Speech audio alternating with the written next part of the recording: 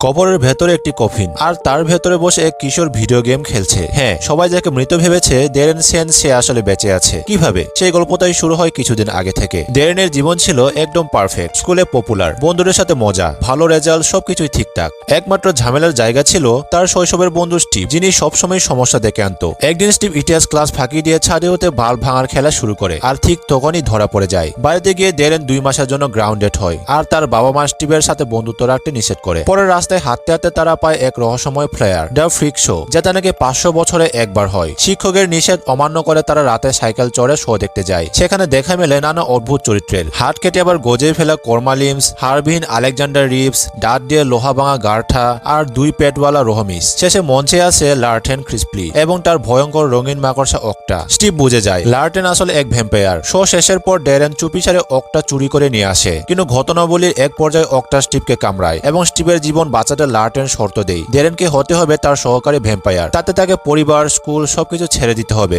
বন্ধুর জীবন বাঁচাতে ডেরেন রাজি হয় এবং ভ্যাম্পায়ার রক্ত নেওয়ার পর শুরু হয় তার নতুন অন্ধকার জীবন। ধীরে ধীরে ডেরেনের রক্তের পিপাসা বাড়তে থাকে, আর বিপরীতে স্টিভ মারাত্মক এক শত্রুতে পরিণত হয়, ভ্যাম্পানিস নামে এক ভিন্ন জাতের ভ্যাম্পায়ার হয়ে। 2 শৈশব বন্ধু এখন মুখোমুখি, এক প্রাণ বাঁচাতে লড়ছে আর একজন প্রতিশোধ নিতে মরিয়া। শেষ লড়া হয় সার্কাসের মঞ্চে, যেখানে ডেরেন দুর্বল হয়ে পড়ে, কিন্তু রেবেকা নিজের রক্ত দিতে রাজি হয়। নতুন শক্তি পেয়ে ডেরেন স্টিভের সাথে মরণপণ যুদ্ধ চালিয়ে যায়। শেষে লার্টেন স্টিভের সঙ্গে মারাত্মক ভ্যাম্পানিসকে হত্যা করে। ডেরেনের পরিবারকে সব ভুলিয়ে দেয়, আর ডেরেন চিরতরে যোগ দেয় ফ্রিক শো ক্যাম্পে, যেখানে অদ্ভুত সব প্রাণীর মাঝেই সে খুঁজে পায় নিজের নতুন ঘর।